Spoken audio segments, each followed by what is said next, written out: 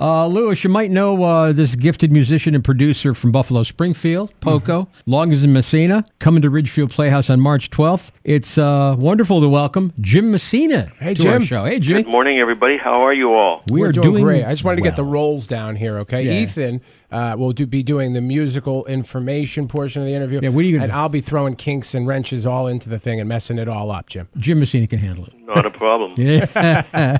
So I was talking to Phyllis, and I got a little nugget here that I didn't know.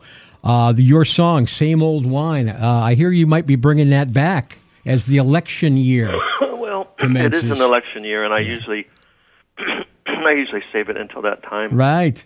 But I'm going to wait to see which of the groundhogs are going to, go to Washington. I hear what you're saying. I love the way you put that. Yeah. That is awesome. There's another one I like, Chucklehead. Chucklehead? Chucklehead, yeah. Okay, cool. It kind of fits. So, how you been? I've been good. We usually at the end of the year, we stop performing around, November, December, and then there's a break. So we're all kind of gearing up for the year. We've done February and March is coming up, and then we move into April. So I'm excited. I've got a great band, and the music has been people. It's amazing to think. I've been doing this since I was 17 or 18 with the Buffalo Springfield, Right.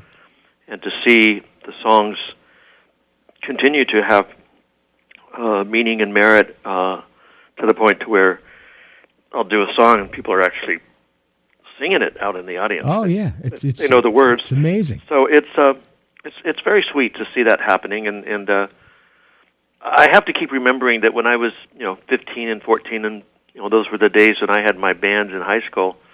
The reason why I went to see somebody like the Dick Dale or the Beach Boys, and the excitement and the thrill and the awe, and I forget that I have some of that for my audiences, and so part of the fun for me is doing my meet and greets and just having people come up and tell me about their experiences, and they're all so very excited, and that helps to remind me of why I would go to shows and why I'd want to get an autograph. So it's really neat. So why? I was your show last year. I think it was last year when you came to the Ridgefield Playhouse. But for folks who are a little curious about what you're going to be playing on stage, I mean, between Buffalo Springfield, Poco, Loggins, and Messina, what kind of songs are incorporated into your set? Well, excuse me. Because I have such a large catalog, I've had to pull some of it back a little bit because of just time restraints. But, for instance, on this run, I'll more than likely be doing a medley of my works with Loggins Messina, like Watching the River Run or House of Blue Corner and Danny's song. We include those tunes into the set. And then I'll bring in some Poco material. I'll do... You Better Think Twice, which was a song that I had written in Poco, and that was our first hit. And then I'm doing something from our Legacy album, which is called Follow Your Dreams. The song has gotten quite a bit of legs on its own, and so we'll be doing that. And then I bring in some stuff for the country portion of my tunes. Like, for instance, Listen to a Country Song was on the first L&M album. It was also a country hit for Lynn Anderson. So I bring that in, create a medley with it in Holiday Hotel. And, interestingly enough, this song, the last album that I released was called In the Groove, which was a vinyl album that I was playing upon words. But when I found out I couldn't get it all on a vinyl, which is why we switched to tape in the old days, I had to come up with something different. So I came up with a product called an all-access card, which is really an 8-gig thumb drive that I could put not only the album on, but I could also put folders that contained audio files, 24, 48-bit files, so people can burn their own CDs. And that purpose was because my wife, when she came home with her new Apple a few years ago, it didn't have a CD drive on it anymore. That's correct. And I said, well, how are we going to deal with this? Are our CDs out? What's going on? So I created that particular all-access card, but I also found that some of the people in the 50s and 60s and 70s, they're just not into computers. So I had to go back and make that album on a CD. So it's out there as a vinyl, as a all-access thumb drive, and also as a CD. So people get a chance to, if they want the music and it's live. And I had invited Rusty Young to join me as a featured artist on it. So he came in, and on that particular album, we are doing Child's Claim to Fame. We are doing Kind Woman. We are doing You Better Think Twice. And then I have him sit in on the listen to a country song in Holiday Hotel so that people can get a feeling. If I'd have stayed with Poco, which would have been, those songs more than likely would have been Poco songs, this is what it would have sounded like. So Rusty comes in and we have fun and do that. And then as I move through the set, usually there's an intermission right there. So we've done the acoustic and the country stuff. I take a break, allow people to go out and fill up their mugs again. And then I'll start with the trilogy off of the Loggins and Messina album. Let me stop you right there. And this is just me speaking, but that is one of my favorite Loggins and Messina songs. That trilogy, unbelievable. Well, I just thought, you know what, we're getting so many requests for it. I thought, well, it's time to put on the overalls, man, and try to carve this thing out again. And the guys do a fantastic job. I don't have a full Loggins and Messina orchestration. Usually I had two horns, keyboards, bass, drums, and all that. But I have 5 pieces, which one of my guys plays violin. And in order to get those horn parts, I rearranged the tenor parts to be played on a violin, because a violin creates what's called a sawtooth wave, technically, as does a saxophone. So by orchestrating that part just below the sax, a 6 below or something, below an alto, suddenly you got 2 horn parts to the ear, because the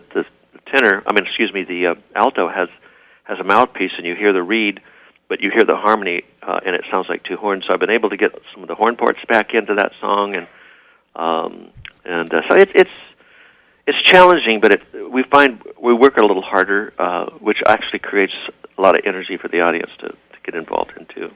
We're talking to Jim Messina. Jim, you talked earlier about meaning and merit, finding that in the songs at this phase in your life, and where do you find that, at this age, and how does it compare to your songwriting when you were much younger?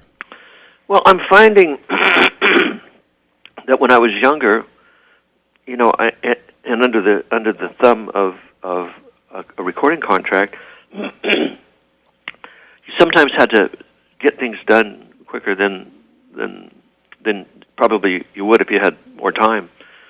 And I'm finding as I go back and recording some of these, performing some of these songs, that internally, I guess I was thinking and feeling a lot more than I gave myself credit for. Like, for instance, songs like Traveling Blues was more of a fantasy at 22 or 23 about what the lyric had to say. But, at 72, now I have children, and I have a life and wife and all those kinds of things, which suddenly, as I'm singing the song, I can attach my own life's experience of, like, when my son left home. It's like if you ever get the Traveling Blues, hey, your dad's here, that kind of a feeling. And so I think a lot of folks relate to that, because especially those of us who have children.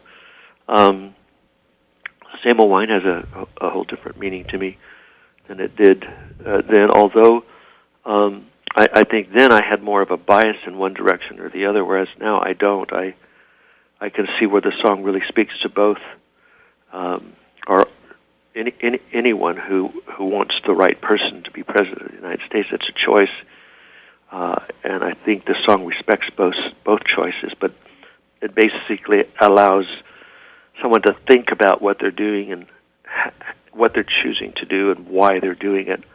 Again, a good question that we all should think about before we make decisions. So I'm just amazed at some of the thought processes in writing the songs. I had a little clearer vision than I thought. But I think most of my music has always been based on hope and in a positive way. A lot of artists have a tendency to be self-destructive or sabotaging, what they think is a bad way of life. Whereas I encourage people to make good choices and hopefully pull them back into their feelings and emotions, so they have that internal experience that they can experience or share with other people. We're talking to Jim Messina. Ethan, I have to tell you, I think this is going much better than our Kenny Loggins interview from many years ago. Are you really going to bring that Well, back? listen, I was told not to ask about Caddyshack and Top Gun. I did. He did not care for that No, one he bit. did not. And, He didn't want to talk about those? No, sirree, Bob. Oh, my goodness. Well, those were pretty big hits for him, and they definitely, put beans and weenies on the table. I would think so. Lou, I want to tell. I don't know if you know Lou. I do. But Jimmy Messina is a world-class guitar player as well, and I like to just sometimes listen to the tunes because of his guitar playing. Have you ever done any session work? I'm going to be honest with you. Yeah, I have done session work in my earlier days, but I just wasn't as good as most of the guys that were out there getting paid, so I kind of shied away and decided to become a recording engineer instead. But one of the tunes that I did play on that I thought was kind of fun was a song called Jackie Lee and the Duck. The the part that goes dee dee dee dee, that was me, and I had a wonderful experience because it was all black musicians except for the skinny Italian kid, and so that was kind of fun. And I've done sessions, but never to the degree of what the guys were doing. I did a session once for Universal. In fact, you'll get a kick out of this. But there was a movie called Evil Roy Slade, which starred John Astin and Mickey Rooney. And there's a scene in there where it was kind of the predecessor to Mel Brooks's Blazing Saddles, kind of a similar thing. And there's a scene in there where the bad guys are coming into town, and they needed something that was bad. And so I said, "Well, I'm working on this tune, and the intro sounds like this." And it was bo doo doo doo doo doo doo doo, which was Angry Eyes. Eventually became Angry Eyes. So it was kind of fun to go back and look at that scene years later and go, "Oh my God, there was the birth of Angry Eyes right there as these cowboys are coming into town." So session work can be fun. I kind of, having grown up in my early years, married to a woman whose father was an actor, Barry Sullivan.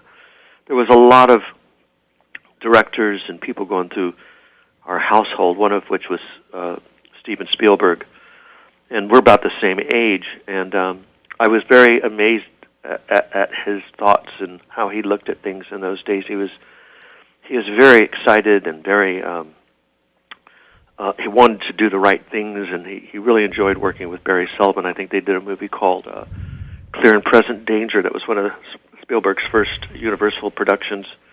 And just listening to him talk about how important he thought music was to a film, and how making the right choices and scoring the scenes and what they're talking about and what they emote was a real important, made an impression on me, because that was just about the time when I was working with Kenny.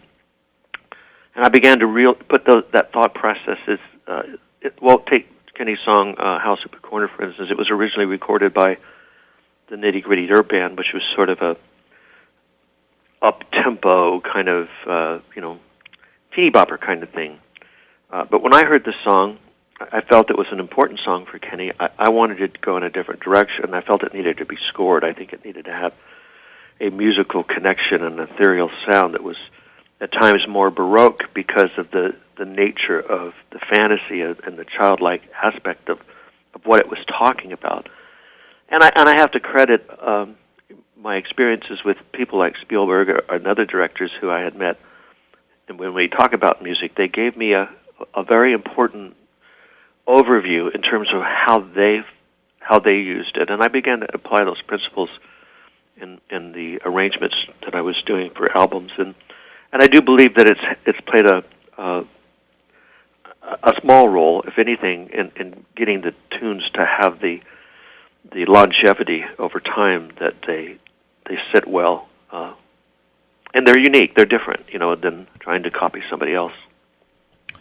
Well, I tell you, Jim Messina, it was such a pleasure talking to you. We could do it. It sounds like you're so laid back. Yeah. Which is awesome. I like this. Yeah. March 12th, Ridgefield Playhouse. I saw Jimmy Messina and his band last year. You got to go see him this year. I'll be there.